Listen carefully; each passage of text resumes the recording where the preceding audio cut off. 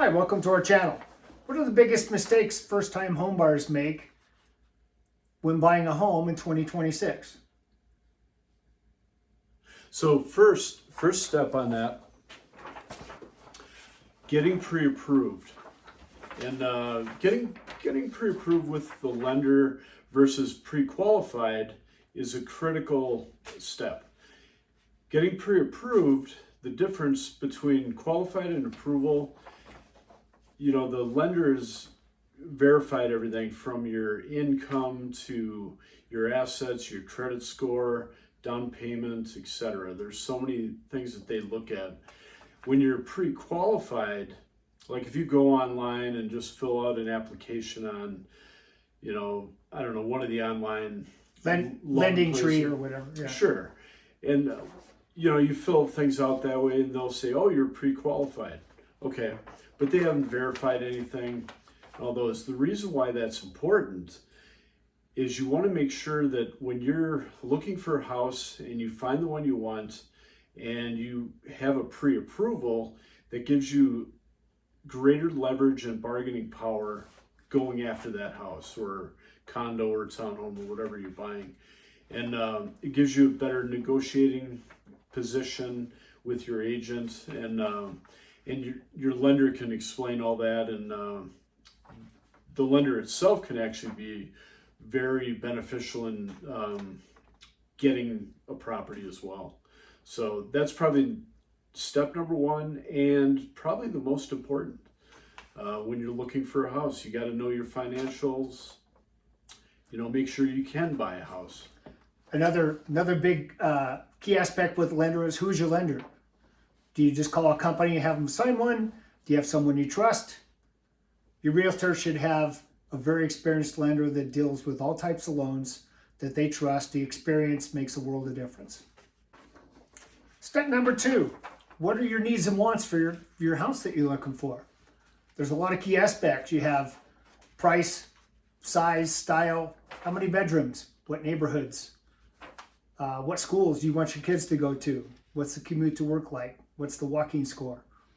Mm-hmm. Yeah, and this kind of goes back to the pre-approval based on your price point, and then you want to kind of tailor it down to that type of house, neighborhood, everything else, because depending on what you're qualified for will dictate the type of property, the size, etc., and neighborhood of the town or city that you're looking to move to. And but the biggest thing that I always tell clients in the past is, hey, create a wish list. Look at, hey, I really want that dream walk-in closet or that kitchen that, I could be a chef for a day and just do everything, and just don't have any limits. And then you can narrow it down from there, and creating that list, but then being realistic based on your budget. All right. Step number 3, it's time to hire a real estate agent. It's a lot of important questions you need to ask. Everybody knows a real estate agent. In fact, you probably know several, if you're like most people. What are some important things to find out about that real estate agent? So, do you like them? Do you trust them? Who's their company? What kind of support do they get? Yeah, and not every agent is equal.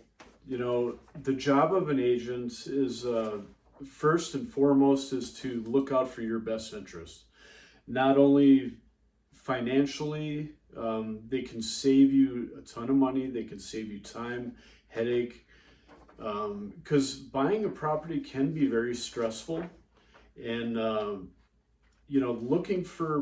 we're not just opening a door to find your next house, and that's just kind of the beginning. But there's so many other things that go into having the right agent, connecting with them, just being your advocate, basically, there for every step of the way. If they can't answer, hey, what are the steps in buying, or know, ins and outs of the contract and ways to help you get a property or find off-market properties. I mean, there's 50 or more different reasons why you need an agent. And because you don't, most buyers don't know enough to know what they need to know in buying buying a house. There's a lot of things to think about. Does your realtor have a homebuyer workbook to give you? What are the 9 critical questions to ask your real estate agent before you hire them? Because you are hiring a real estate agent. Yeah. So Yep. You've hired an agent. Now what? Oh, now the fun begins. Once you have an agent, your wish list, now you determine area of town, neighborhoods. You start looking at property, and that's when it gets fun, because it can be exhausting. Because if you look at a ton of properties, 10 or 20, 30 over a couple weeks, that can be exhausting. But most of the time when you're out there looking, you're okay, it's just shopping. And most people like shopping, especially when you can afford what you're looking for, and you start seeing, hey, I love this kitchen, but I didn't like that bathroom, or your needs and wants really kind of narrow it down. And you just get out there and explore different neighborhoods and schools and parks. You just drive around and you look at property, and that's when it becomes fun. When you're in a neighborhood, you're looking at a house in a neighborhood, drive around several blocks to the neighborhood. What are the next door neighbors like? What are the people down the street like? Is there junk in the yard? Are they nicely manicured? Do they wave at you when you drive by? There's a lot of important things to think about, and that's one of the biggest things you can have is just having great neighbors. So because those are not always equal. Yeah. Do they have an HOA? And if they do, are they a friendly HOA, or are they kind of like the horror ones you see in the movies? Right. So, right. So yeah, that's the biggest thing when you're looking for property. And then the next step, once you find the right property, after you look at it, 10 or 20 or however many that is, narrow it down to top 2 or 3, then you have some decisions to make. Is there one that you fall in love with? Do you want to make an offer? Obviously you've looked at houses in your price range. You're pre-approved, hopefully, on your loan. It's time to make an offer. Agent experience is a huge help with this, because the agent's going to guide you on making the offer, how much to make. Are there other competing offers? Are they expecting competing offers? Well, one of the other things, and we're going to create another video specifically on writing an offer, because there's so much that goes into that. When agents say, hey, I want to write an offer, do you want to write an offer? What does that actually mean? Well, it means that you're going to be filling out a 20-page contract that entitles or has all the dates and deadlines of the transaction, the 30-day, the time you go under contract to 30 days, everything in there from inspection to appraisal, loan conditions. There's a number of dates that protect you and that make sure that you're buying the right house, you're looking at it with a qualified inspector, somebody that can really look at the house, and that you're going to save thousands of dollars over time based on these steps. And understanding the offer, and that's where your agent comes in. Writing that offer correctly can help you not only get the house in a multiple offer situation, and protecting you, because if big things come up during an inspection, does he or she have the deadlines in there to get you out of the contract and not lose any money? And your earnest money could be at stake if it's written incorrectly. So you've made the offer, they've accepted your offer, now you're under contract. Okay, that's exciting. There's some things that'll happen in the first few days that are critically important. Your lender's going to order an appraisal. That'll happen within a few days. Real estate agent's also going to hire a home inspector. What to look for in a home inspector. Not many people know home inspectors. In Colorado, there is no licensing for home inspectors, so you want to look carefully. You want to ask questions. Are they a certified home inspector? Who are they certified by? There's easily found online. Find a master inspector, somebody that's got a lot of experience to take care of you, because this is your protection.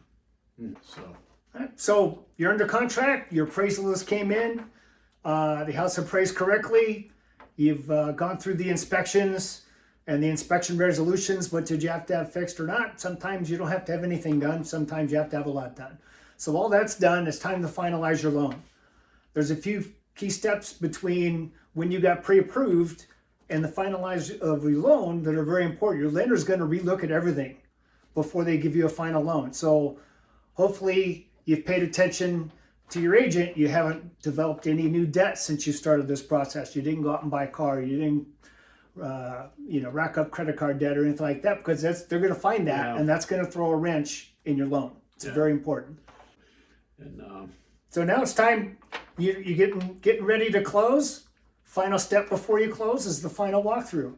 This is typically done the day before, and most of the time the day of closing. You're going to go through the house with a fine-tooth comb, make sure it's the way it was when it was presented. Has anything changed?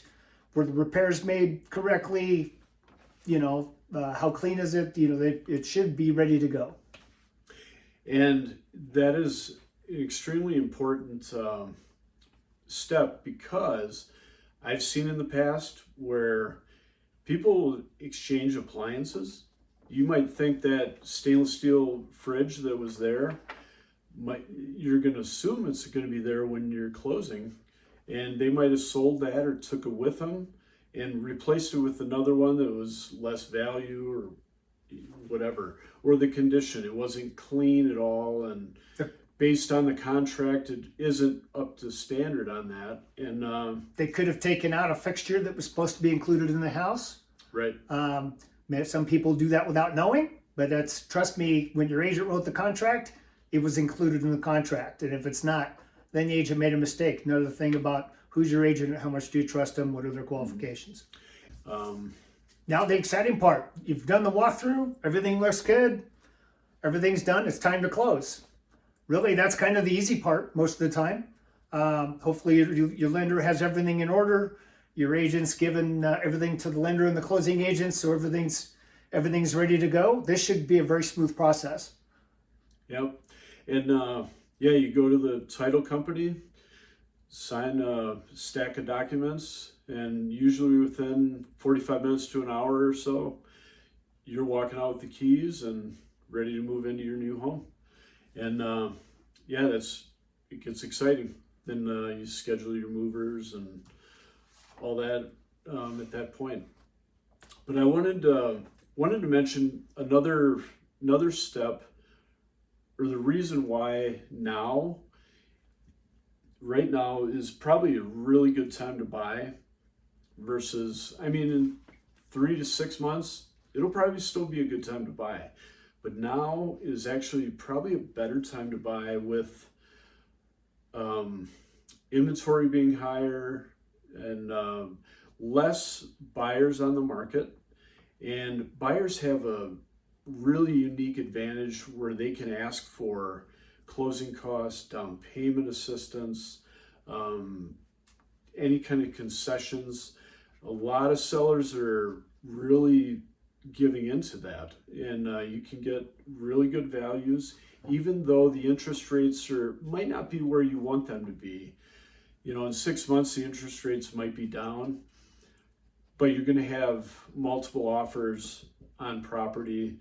The appreciation we're looking at next year, the properties, most of them in most neighborhoods are probably going to appreciate next year. So waiting to buy later on can be an issue. You're going to spend more. You might have a lower interest rate, but if you have to pay $10,000-$20,000 or more, right. More for the house, that's all going to balance out. The interest rates will come down. You can always refinance. Right, that's correct. So, well, thanks for watching our channel. If you'd like a copy of our home buyer workbook, just email us on the emails listed, and we'll be happy to send you one. Thank you.